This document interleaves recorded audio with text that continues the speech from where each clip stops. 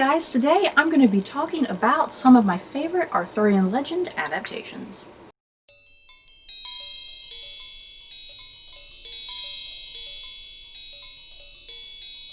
So, before I do head into this particular video, no spoilers. I'm going to be talking about a lot of things that are TV shows, movies, but yeah, no spoilers in case you haven't watched any of this stuff. I just felt in the mood to do a video like this because I think I'm going to start up, I guess, a new series of videos. And the thing is, I don't even know what to title this video because I feel like just calling it Arthurian Legend Adaptations is just a very bland title for this video. It's like I wanted like an eye-catching title, you guys.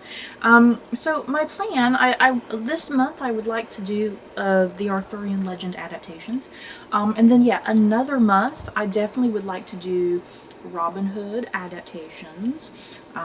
Another month I was thinking I could definitely probably do like Pride and Prejudice adaptations.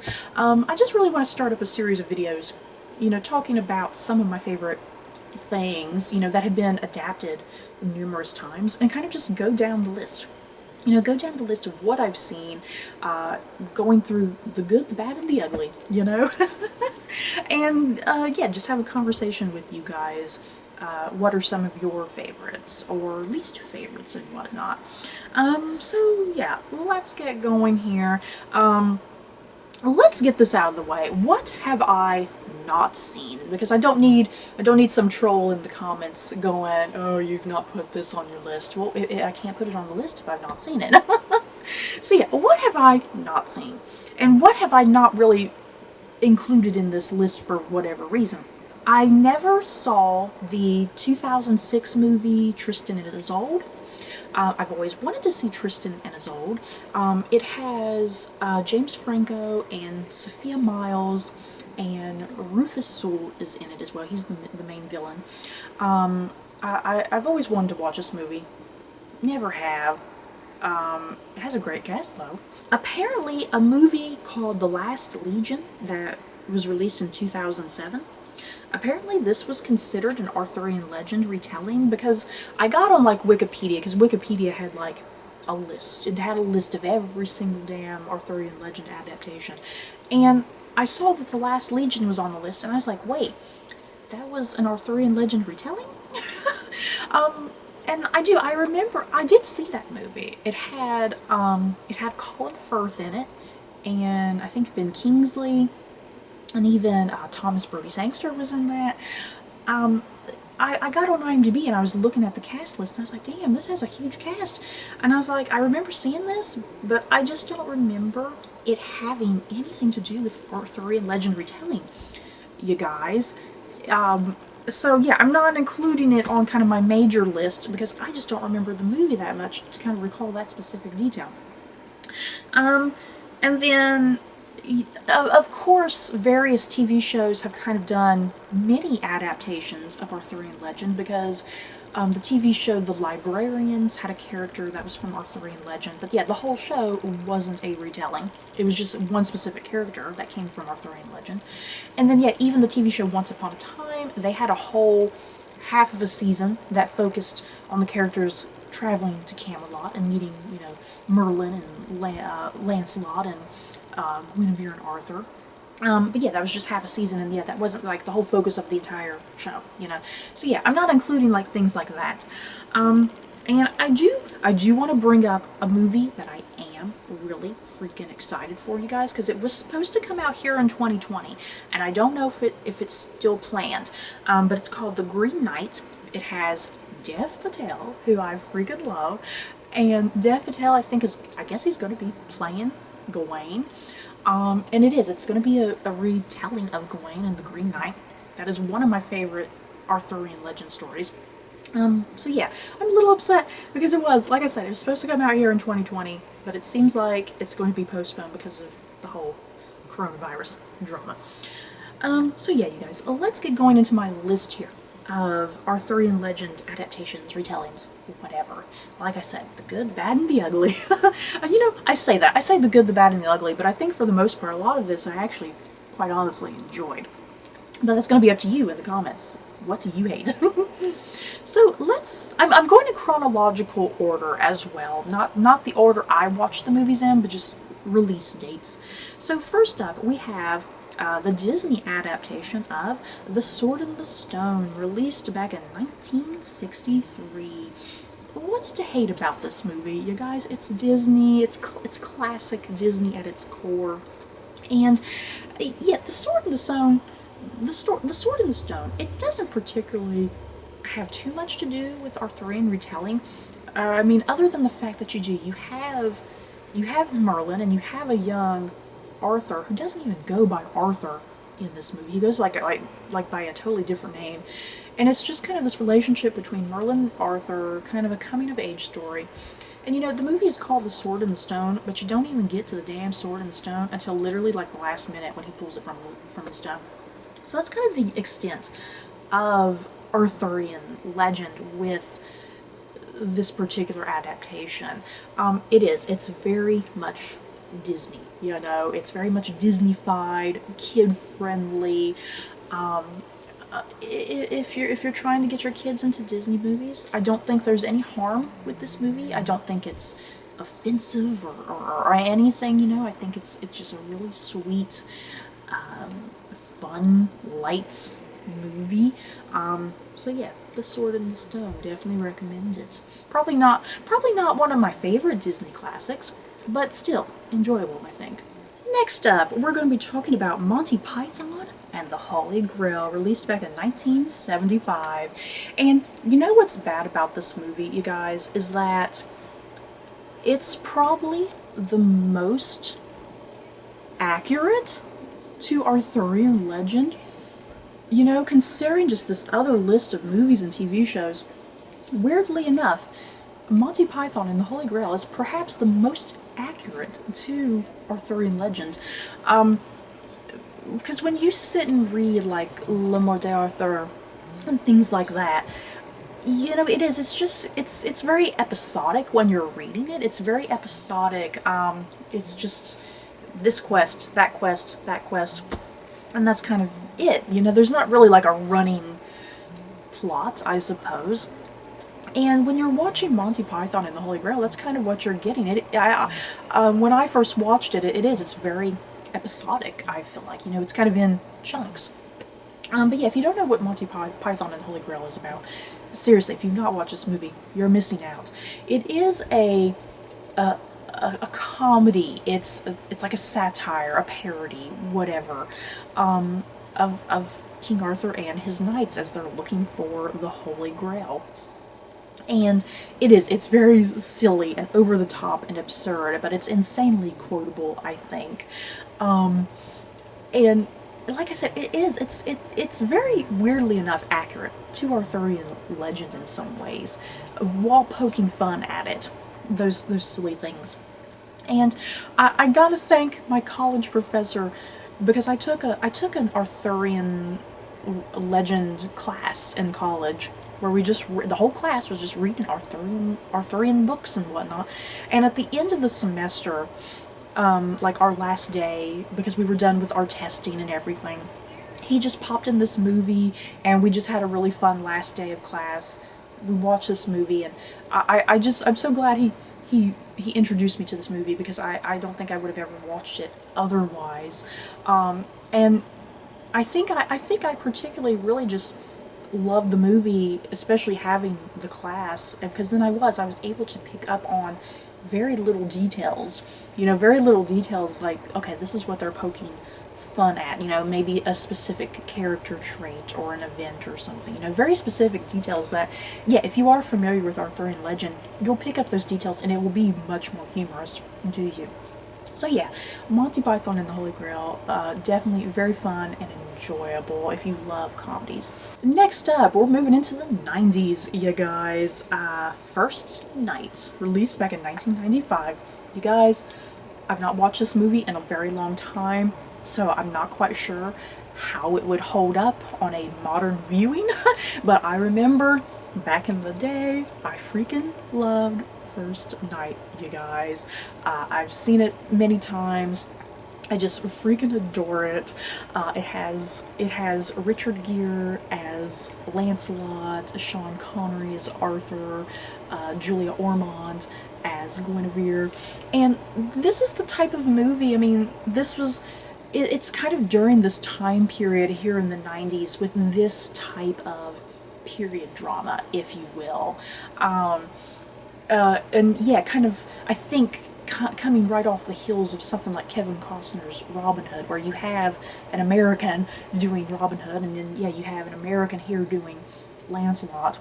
So it's kind of during this time period, you know, during the 90s, with these type of historical movies and whatnot. So it has a certain kind of feel to it, a certain kind of flow and attitude, if you will. It probably, if I watched it now, it's probably a little cheesy. I'm not quite sure, but I remember loving this movie, you guys. And yeah, when I was making this list, I was like, oh my god, I would love to rewatch this. I need to find it.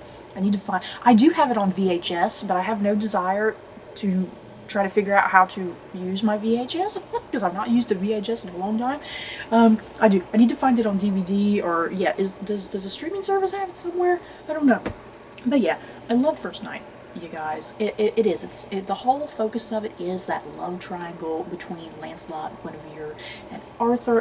If that's one of your favorite parts of Arthurian legend, this movie is definitely for you. There's romance and action and fighting. It's epic, you guys. It's so good. Next up, A Kid in King Arthur's Court, 1995, and this is another Disney movie.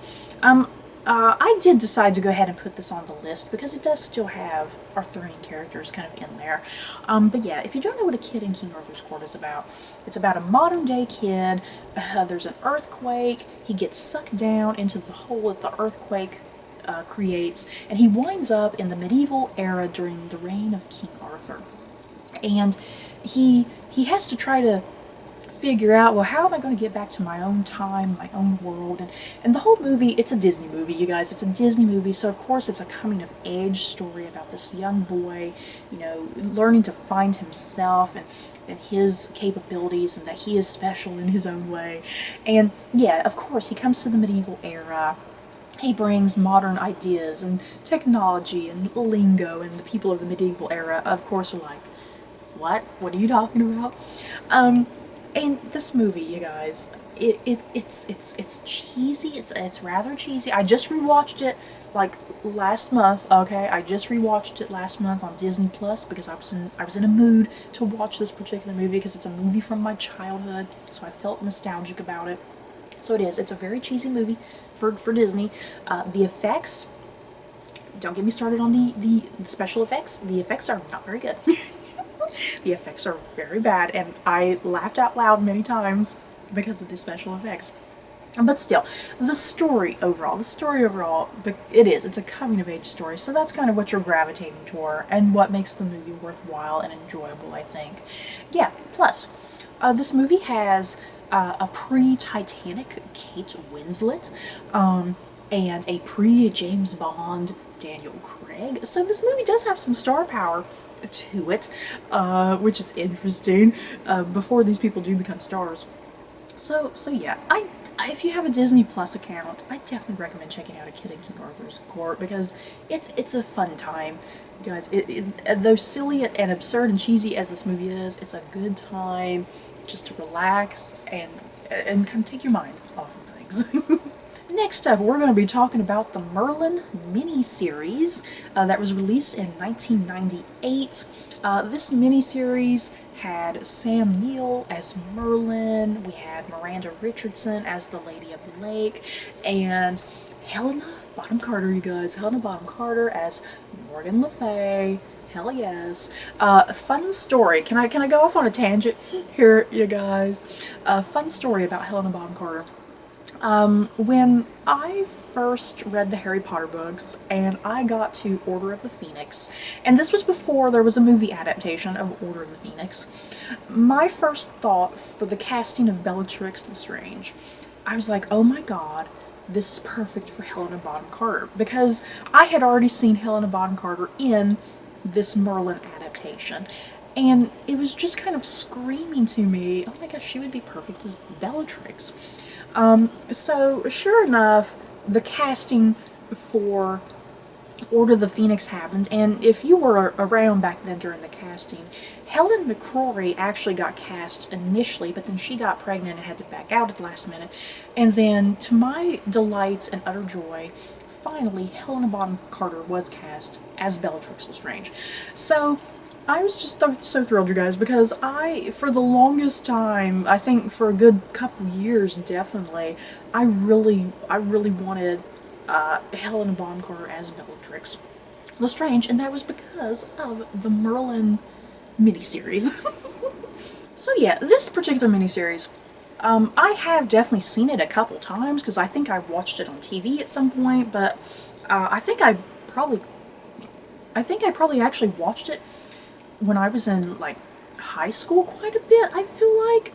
Because my teachers would, they would just throw in whatever when they didn't want to teach that day. And I think this Merlin miniseries, we watched quite a bit when I was in, like, middle school, high school, I want to say.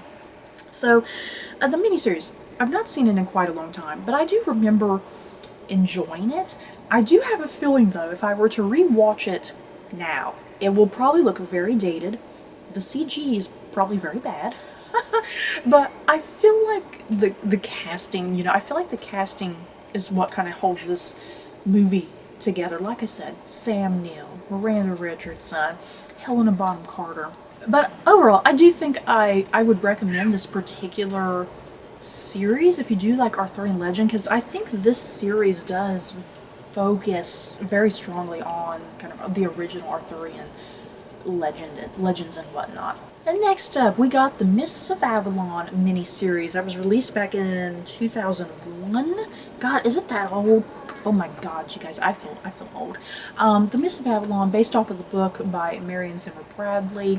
And what the Mists of Avalon is kind of known for, it's a very feminist take on Arthurian legend, focusing primarily on the women of Arthurian legend, like Morgan Le Fay, the Lady of the Lake, Arthur's mother, those women, Guinevere, very much focusing on those women that kind of are sometimes overshadowed by, characters like Arthur and Lancelot and Gawain and whatnot.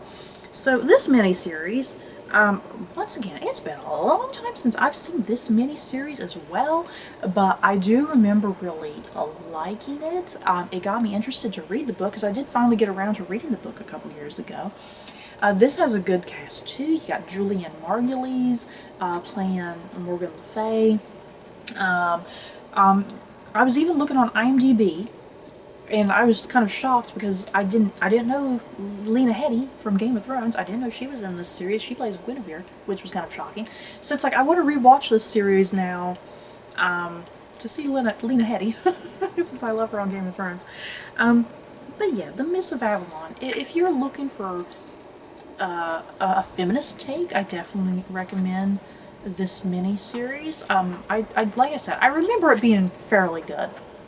If I were to watch it now, I'm a little worried I might be a tad bit bored with it. I don't know, because I almost feel like it's more worthwhile to read the book. I almost feel like it's more worthwhile to read the book more so than watch the show. Next up, we have King Arthur, released back in 2004, and I think a lot of people are fairly familiar with this one. This is the adaptation that has Clive Owen as King Arthur, Keira Knightley as Guinevere, my man, Johan Griffiths as Lancelot, who I adore. And yeah, you got, like, Mads Mikkelsen is in this movie, you guys. Stellan Skarsgård. The cast is great. The cast is great. So, what you need to know about this adaptation of King Arthur, if you've not seen it already, the big kind of promoting thing that they were doing with this movie, they were kind of promoting it like, this is the true, untold story of King Arthur. This is supposed to be the much more realistic version. Like, if this man did in fact live during this time period, this would be like a very realistic take on it, a very historic take on it. Not focusing on the fantasy or the fantastical elements, like no magic, because I don't think this movie has any ounce of magic in it, even though there is a Merlin character, it's still more rooted in like the paganism of the time, you know, like there's no like legit magic going on. So this movie, this is the type of movie that if you're looking for something more historic, more realistic, I suppose, this would definitely be the movie for you, you know, compared to something like the Merlin miniseries or the Mist of Avalon miniseries, you know. This adaptation was definitely had more of a realism to it. It definitely had kind of a bit more gore and violence to it. It has some great battle sequences, you guys. It definitely has some great battle sequences. The movie, I remember liking this movie. I remember liking it, but sometimes when I have gone back, and maybe when it's on TV and I'm kind of just watching for a few minutes, sometimes I do feel like it kind of is a bit slow. You know, sometimes I feel like it's a bit slow in places. But yeah, I think I need to rewatch it from start to finish again to have like a better opinion. But yeah, for the most part, I did really like this movie. In particular, I did really like Clive Owen as Arthur. I mean, I think he really was that role, you know, the embodiment of that character. And yeah, I loved Johann Griffiths as Lancelot. They did him dirty in this movie. I'm not going to get into no spoilers, but they did Lancelot dirty in this movie, you guys. And then I did like this kind of feminist badass take of Guinevere, which was very interesting. This is the type of Guinevere that she's not the damsel, you know, because it makes me think of something like First Night, the First Night movie. Guinevere was definitely very much damsel in distress in that. And yeah, in this, it's like, no damsel in distress for Guinevere. Next up, my favorite, you guys. This is probably my favorite. My number, if I was to list everything, if I was to order everything on this list, this would be number one on my list, you guys. This is the BBC Merlin adaptation, released back in 2008. Had like 5 seasons. This show, you guys, the show might not be for everybody, because this is definitely a much more kid-friendly version of Arthurian legend. It's kid-friendly, it's family-friendly, you know, there's no sex, there's no overly graphic violence, there's no cursing. It's just really fun and magical and whimsical, but you fall head over heels in love with these characters and their various different relationships. Yeah, there's a lot of comedy to it, there's a lot of fun times, but yeah, the last couple seasons in particular do get very, very dark and heavy, but still kind of maintaining that family-friendly atmosphere. You got Colin Morgan as Merlin, who is just phenomenal. You guys, you got Bradley James as King Arthur. My girl crush, you guys, Katie McGrath playing Morgana.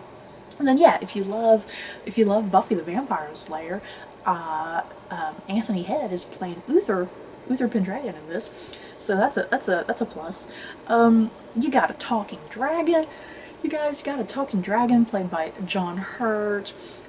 This show, it's like I said, it's 5 seasons, and somehow it manages to cover a lot of what you know from Arthurian legend. It covers the Lady of the Lake, it covers the Sword in the Stone, it covers the Round Table, it covers just about anything you can imagine. I mean, there's a few things that aren't in there, because I don't think, like the Holy Grail, I want to say like anything with the Holy Grail they didn't even tackle, but I mean, they cover just about every other thing that you could think of within 5 seasons. And I love the show, I adore it to this day. I think it's easily rewatchable. Yes, sometimes the writing and acting can be a little cheesy. The special effects aren't the best at times, but it's the characters, you know, it's the characters and the relationships that you watch this show for, and what gets you invested. And then yeah, by the final episode, I guarantee you will be in tears. I was certainly. in tears. I was a bloody mess. But yeah, I definitely recommend this Merlin TV series, you guys, if you haven't watched it already. I think it's on Netflix right now if you got it. Up next, we have Camelot, released in 2011. And this is like the very sexy version of King Arthur, you guys. The Legend of King Arthur. Woo! This is the sexy, seductive, gore and violence and sex and just everywhere, nudity. Oh my goodness. Camelot, it only had one season, you guys. Sadly only had one season, but oh boy was it pretty good.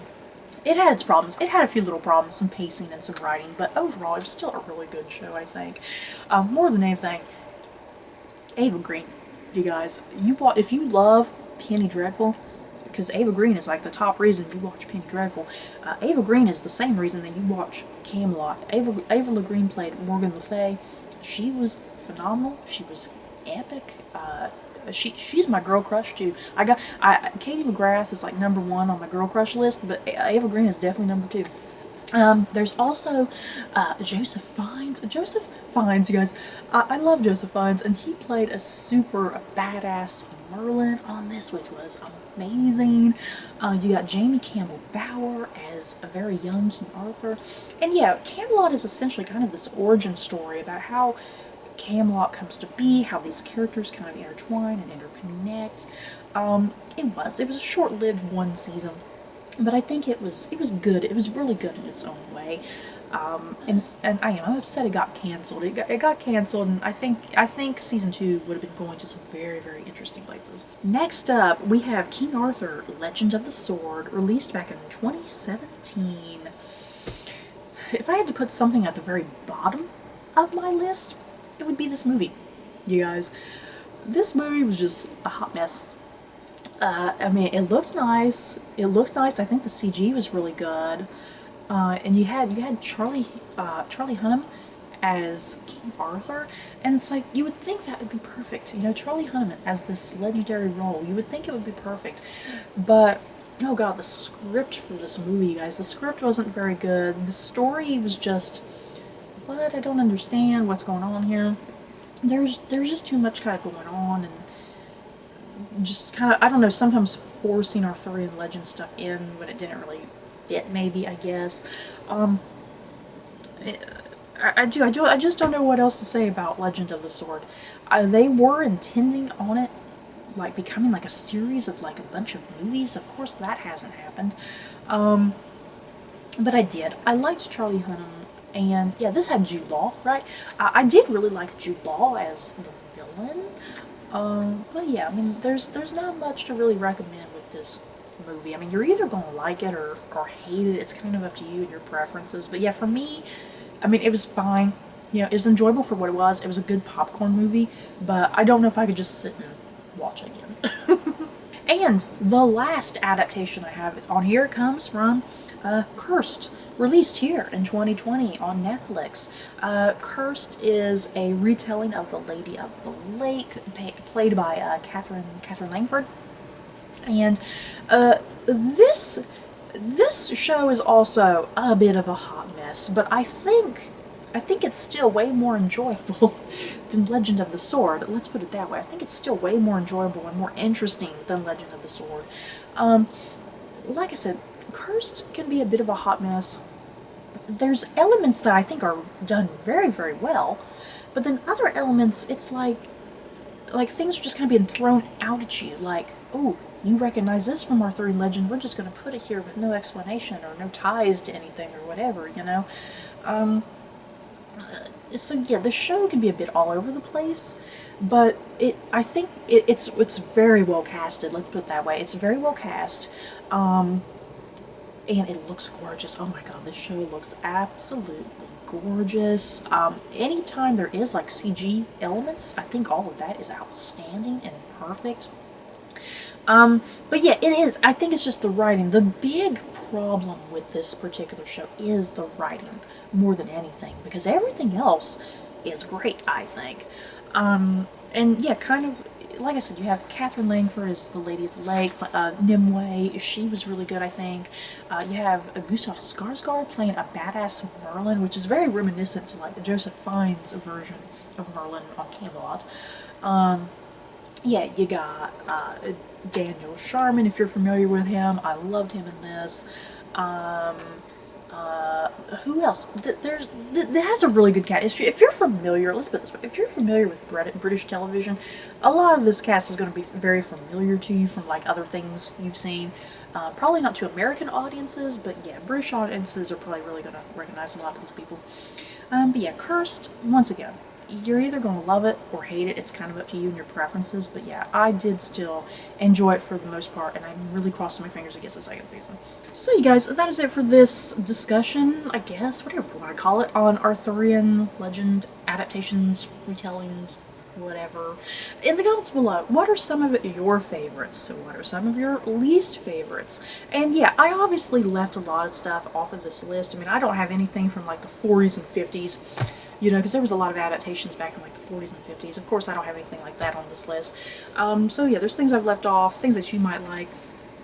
So yeah, just let me know your thoughts down below, guys, and if you like this particular video, like I said, I plan on doing something similar like with Robin Hood, with Pride and Prejudice. I really just I like doing little things like that. So that's it for this video. Don't forget to like, comment, and subscribe, and if you like this video, you may like these other videos. Bye, guys.